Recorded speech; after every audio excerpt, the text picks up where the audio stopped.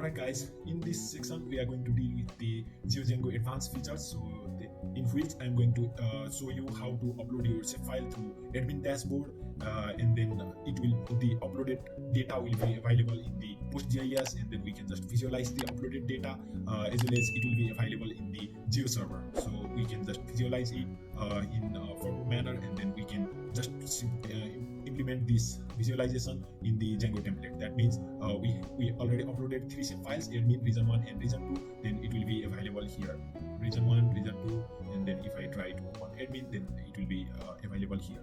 So that things we are going to learn in this section. Maybe it will be a little bit tough for you because you have to deal with the several new things, like we have to work on the geopandas, and we have to work with globe module, zip file, and then the SQL alchemy, and then the GeoServer and Postgres things. So it will be a little bit tough, and then I tried my best to explain each and everything. So please don't judge based on this section. Please don't judge and please don't provide the negative rating to my course. And just if you are confused with any of this code, just drop the Q&A questions and I'll respond it quickly. And if you still confused about the topic, then you can just go through the web and then search about it and get the more detailed information about any model and any types. So in this section I really tried my best to explain everything, and then it will be a little bit tough for you. So but please don't provide me the negative reviews. So